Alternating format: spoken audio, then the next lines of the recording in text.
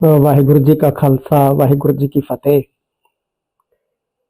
ਮੈਨੂੰ ਹੁਣੇ ਪਤਾ ਲੱਗਿਆ ਕਿ ਮੇਰੇ ਖਿਲਾਫ ਜਿਹੜੀ ਅਣਅਧਿਕਾਰਤ ਕਮੇਟੀ ਬਣਾਈ ਸੀ ਜਾਂਚ ਕਰਨ ਵਾਸਤੇ, ਆਪ ਹੀ ਦਰਖਾਸਤ ਲੈ ਕੇ ਤੇ ਆਪ ਹੀ ਜਿਹੜੀ ਹੈ ਉਹ ਪੜਤਾਲੀਆ ਕਮੇਟੀ ਬਣਾਈ ਸੀ। ਅੱਜ ਉਹਦਾ 1 ਮਹੀਨੇ ਦਾ ਸਮਾਂ ਵਧਾ ਦਿੱਤਾ ਗਿਆ। ਮੈਨੂੰ ਲੱਗਦਾ ਹੈ ਕਿ ਉਹ 1 ਮਹੀਨੇ ਦਾ ਸਮਾਂ ਕਮੇਟੀ ਦਾ ਨਹੀਂ ਵਧਾਇਆ, ਕਮੇਟੀ ਨੂੰ 1 ਮਹੀਨੇ ਦਾ ਸਮਾਂ ਨਹੀਂ ਦਿੱਤਾ,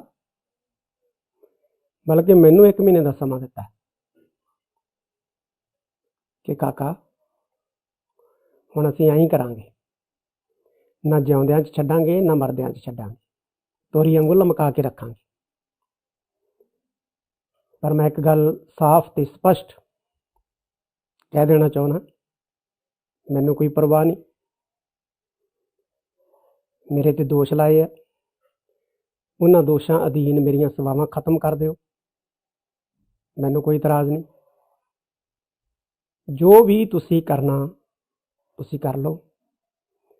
ਮੈਂ ਜੋ ਅਕਾਲ ਪੁਰਖ ਦੀ ਅਪਾਰ ਕਿਰਪਾ ਦ੍ਰਿਸ਼ਟੀ ਨਾਲ 2 ਦਸੰਬਰ ਨੂੰ ਪੰਜ ਸਿੰਘ ਸਾਹਿਬਾਨ ਦੇ ਫੈਸਲੇ ਦੇ ਵਿੱਚ ਜਿਹੜਾ ਸ਼ਾਮਲ ਹੋਇਆ, ਮੈਂ ਉਦੋਂ ਵੀ ਅਡੋਲ ਸੀ, ਹੁਣ ਵੀ ਅਡੋਲ ਹਾਂ ਤੇ ਅਡੋਲ ਹੀ ਰਹਾਂਗਾ।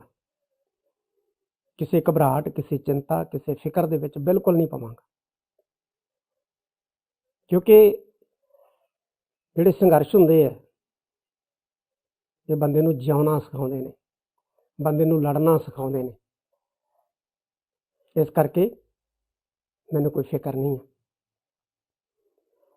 ਹਾਂ, ਮੈਂ ਇੱਕ ਗੱਲ ਜ਼ਰੂਰ ਕਹਾਂਗਾ, ਸ਼੍ਰੋਮਣੀ ਅਕਾਲੀ ਦਲ ਦੀ ਜਿਹੜੀ ਸੀਨੀਅਰ ਲੀਡਰਸ਼ਿਪ ਹੈ ਉਸ ਨੂੰ, ਮਹਾਭਾਰਤ ਤੁਸੀਂ ਸਾਰਿਆਂ ਨੇ ਵੇਖਿਆ, ਟੈਲੀਵਿਜ਼ਨਾਂ ਦੇ ਉੱਤੇ ਚੱਲਿਆ,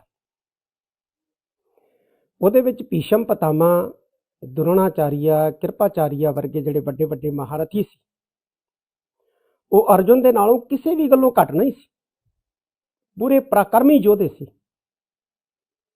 ਪਰ ਉਹ ਇਸ ਲਈ ਖਤਮ ਹੋ ਗਏ ਕਿਉਂਕਿ ਉਹਨਾਂ ਨੇ ਦੁਰਯੋਧਨ ਤੇ ਸ਼ਕੁਨੀ ਦਾ ਸਾਥ ਦਿੱਤਾ। ਤੇ ਧਰਮ ਦੁਰਯੋਧਨ ਤੇ ਸ਼ਕੁਨੀ ਦੇ ਪਾਲੇ 'ਚ ਨਹੀਂ ਸੀ, ਉੱਥੇ ਅਧਰਮ ਸੀ, ਉੱਥੇ ਪਾਪ ਸੀ। ਮੈਂ ਅੱਜ ਜਿਹੜੀ ਸੀਨੀਅਰ ਲੀਡਰਸ਼ਿਪ ਹੈ ਅਕਾਲੀ ਦਲ ਦੀ, ਉਹਨਾਂ ਨੂੰ ਇਹੋ ਅਪੀਲ ਕਰਦਾ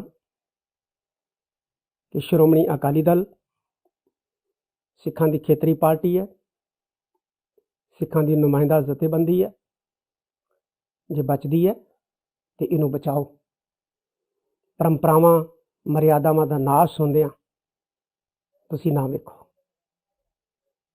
ਡਟ ਕੇ ਤੁਸੀਂ ਪਹਿਰਾ ਦਿਓ। ਜਿਸ ਤਰ੍ਹਾਂ ਪੁਰਾਣੇ ਅਕਾਲੀ ਆਪਣੀ ਪੰਥਕ ਜਮਾਤ ਨੂੰ ਮਜ਼ਬੂਤ ਕਰਨ ਲਈ ਦਿੰਦੇ ਸੀ, ਤੇ ਵਿਅਕਤੀ ਕਦੇ ਪਾਰਟੀਆਂ ਨਹੀਂ ਹੁੰਦੇ, ਵਿਅਕਤੀ ਆਉਂਦੇ ਨੇ, ਵਿਅਕਤੀ ਜਾਂਦੇ ਨੇ, ਵਿਅਕਤੀ ਜੰਮਦੇ ਨੇ, ਵਿਅਕਤੀ ਪੈਦਾ ਹੁੰਦੇ ਨੇ, ਵਿਅਕਤੀ ਮਰ ਜਾਂਦੇ ਨੇ। ਵੱਡੇ ਵੱਡੇ ਥੰਮ ਸ਼੍ਰੋਮਣੀ ਅਕਾਲੀ ਦਲ ਦੇ ਵਿੱਚ ਪੈਦਾ ਹੋਏ, ਮਾਸਟਰ ਤਾਰਾ ਸਿੰਘ ਵਰਗੇ, ਬਾਬਾ ਖੜਕ ਸਿੰਘ ਵਰਗੇ, ਹੋਰ ਬਹੁਤ ਸਾਰੇ ਚਲੇ ਗਏ ਆਪਣੀ ਵਿਰਾਸਤ ਛੱਡ ਕੇ। ਸ਼੍ਰੋਮਣੀ ਅਕਾਲੀ ਦਲ ਰਿਹਾ, ਬੰਦੇ ਚਲੇ ਜਾਣਗੇ, ਸ਼੍ਰੋਮਣੀ ਅਕਾਲੀ ਦਲ ਰਹੇਗਾ। ਤੁਸੀਂ ਸ਼੍ਰੋਮਣੀ ਅਕਾਲੀ ਦਲ ਨੂੰ ਬਚਾਓ।